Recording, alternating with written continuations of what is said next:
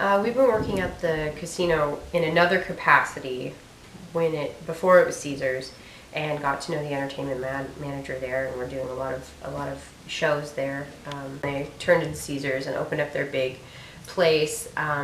They decided that they were going to have jazz in the main lounge bar for every weekend, and one night, me and Ryan and Mike Karloff, who's the pianist, we were all at a show. Ryan and Mike were playing in the pit, and I was watching the show, and the entertainment manager just saw three of us, and he's like, "You three, put together a jazz band. I'll book you."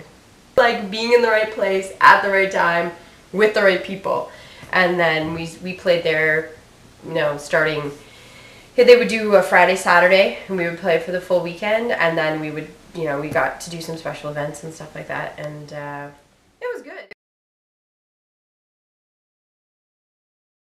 I started teaching when I was quite young. I mean, people would ask me to just show them how to play the guitar and stuff, so I would just do it.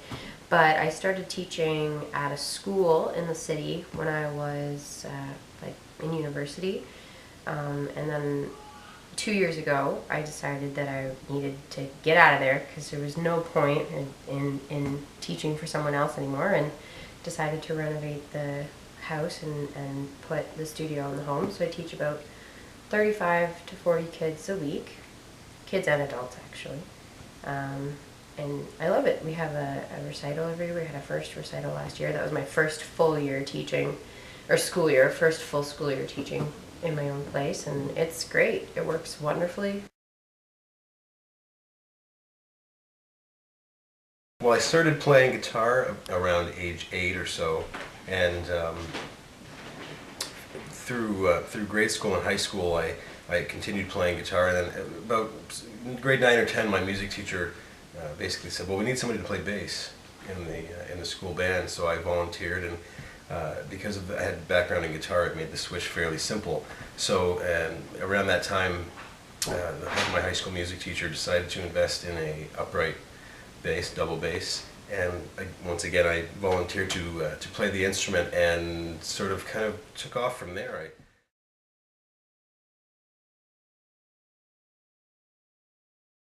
The double bass kind of lends itself better to the jazz idiom, I guess, than it does to the pop, the pop world, and it's nice to be able to have a jazz trio like we have that plays the classic jazz stuff, because it allows me to be able to bring the double bass out and play it, whereas a lot of the pop rock gigs that I do don't really allow for the instrument to be sort of utilized, I guess.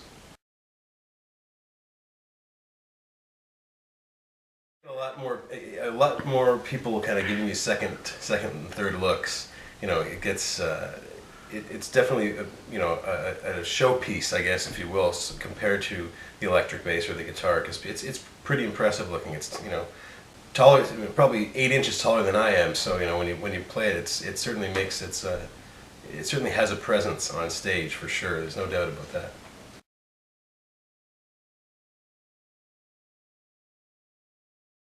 The Johnny Favorite thing, the way that sort of happened was I was doing a musical locally at the Cleary. I think it was A Funny Thing Happened on the Way to the Forum with Theatre Alive, and the girl who was a good friend of mine who was involved in the show as well was a big Johnny Favorite fan, and she had gone to see them play recently at the casino here in Windsor. They were in the Showtime Lounge days. They were performing, and they had come through, and she went to see them, and that weekend she went up and talked to them after the show and said she was a big swing fan, and that she herself was performing locally in a show, which again I happened to be performing in the pit orchestra for, and she gave them tickets to the show, so they came out to see it.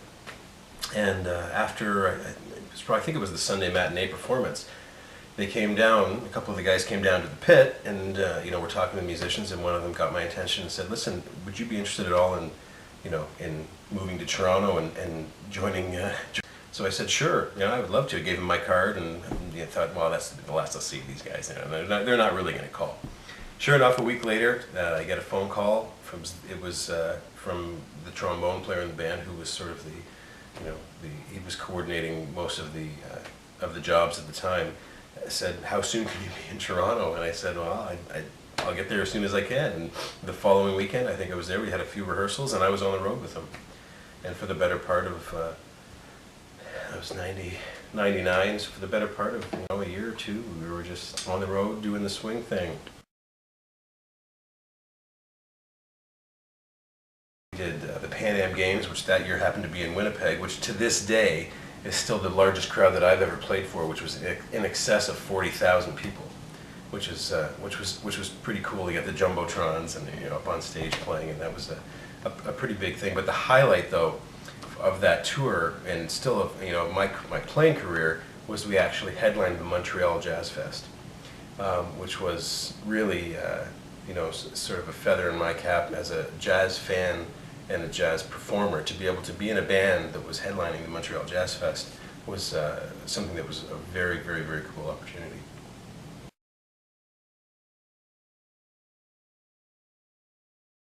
Yeah, I mean we've been fortunate again. We are. That to be able to be involved in multiple different groups. Again, myself playing with our jazz group and with some other pop stuff locally, and the theater thing has really been a bread and butter gig for me in doing most of the Windsor Light Opera shows, and as of recently, pretty much all of the St. Clair College Music Theater Program shows.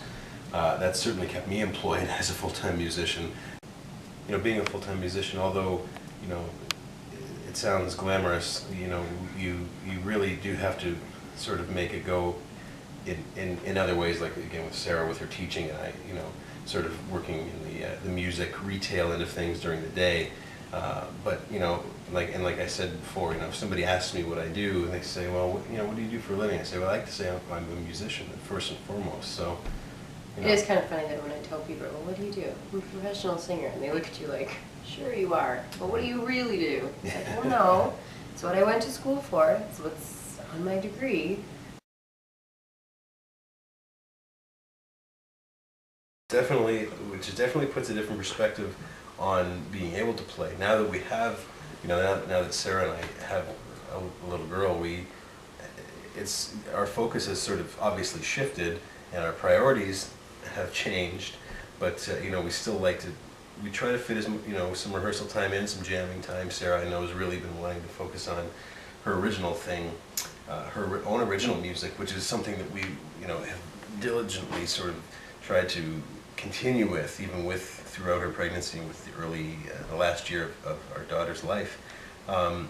What I'd like to see happen this year, if we can, is finally get some of the tracks that we've been laying down, both at our home studio here and at a friend's studio locally, and get some of her material, recorded and mixed and mastered, and get it on a CD and get that released, as well as continue to book, some stuff for Soiree with the wedding season coming up, and corporate events are something that we like to focus on. The memory of all that. No, they can't take that away from me. The way your smile just beams, the way you sing off key, the way you haunt my dreams. No, they can't take that away from me.